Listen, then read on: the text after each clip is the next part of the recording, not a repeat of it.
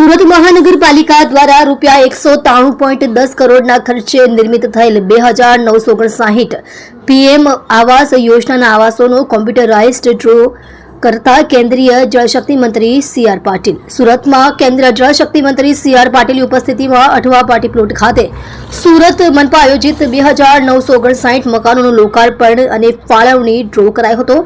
આ પ્રસંગે ખાલી રહેલા મકાનોના પણ લોકાર્પણની શરૂઆત થઈ હતી. જોકે આ દરમિયાન સી.આર. પાટીલે ઇન્દિરા આવાસ યોજનાના મકાનોને લઈને કોંગ્રેસ પર પ્રહાર કર્યા હતા. મહાનગરપાલિકાએ પ્લાનિંગ કરીને સારા મકાનો આપ્યા. સી.આર. પાટીલે પોતાના સંબોધનમાં જણાવ્યું હતું કે જે મકાન આપણને ઘણીવાર 5 થી 6 લાખમાં ઉપલબ્ધ થઈ જાય છે અને તે મકાનની બજાર કિંમત 30 થી 35 લાખથી પણ વધારે હોય છે. ખૂબ સારા વિસ્તારમાં મહાનગરપાલિકાએ પ્લાનિંગ કરીને સારા મકાનો આપ્યા છે. પીએમ મોદીને આવ્યા પછી લોકોની આ ઈચ્છા મારું પોતાનું મકાન હોવું જોઈએ તે પૂર્ણ કરવા માટે વડાપ્રધાન નરેન્દ્ર મોદીએ કમર કસી અને તેના કારણે આપણને મકાન મળતા થયા છે. ચોમાસામાં વરસાદ અને ગરમીમાં સૂર્યના કિરણો ઘરમાં પડતા સી.આર. પાટીલે વધુમાં જણાવ્યું હતું કે પહેલાની સરકારોમાં જે ઇન્દિરા આવાસ યોજના ચાલતી હતી ત્યારે કોઈ જોરથી લાત મારે તો મકાનની દિવાલ તૂટી જાય. ચોમાસામાં ઘરમાં વરસાદ પડતો, ગરમીમાં પણ સૂર્યના કિરણો સીધા ઘરમાં પડતા. નાનું બાળક સૂતું હોય તો તે સૂઈ ન શકે તે પ્રકારના આવાસો હતા. એ આવાસ એટલે કે સામાન્ય માણસોની એક મજાકરૂપ હતા. જ્યારે આજે પીએમ મોદીએ જે આવાસ આપવાનું શરૂ કર્યું અને મુખ્યમંત્રી આવાસ યોજનામાં પણ જે મકાનો મળે છે તેની ક્વોલિટી આપણને ચોક્કસપણે એમ લાગે કે આપણું ઘર હોય તો આવું જ હોવું જોઈએ. એ પ્રકારના સંતોષની ભાવના એમાંથી મળતી હોય છે.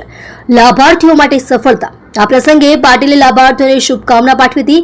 મારે ખાતરી આપવી છે કે જે લોકોને આ ડ્રોમાં મકાન ફાળવાયું નથી તેમને નિરાશ થવાની જરૂર નથી.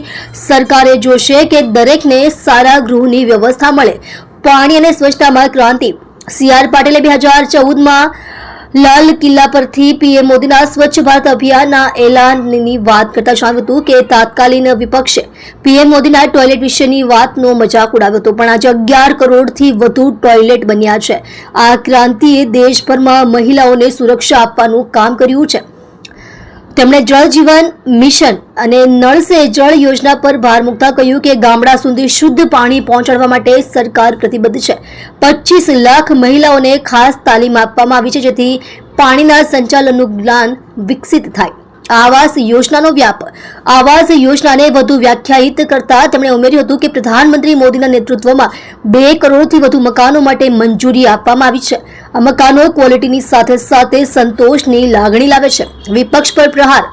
સી.આર. પાટીલે વિપક્ષ પર નિશાન તાકતા કહ્યું હતું કે વિપક્ષ પ્રધાનમંત્રી ગરીબી રેખા નીચેના લોકોને અનાજ શા માટે આપે છે તે પ્રશ્ન કરે છે, પણ તેમને આ વાત સમજવી જોઈએ કે યોજનાઓ દ્વારા 25 કરોડ લોકો ગરીબી રેખાથી ઉપર લાવવામાં આવ્યા છે.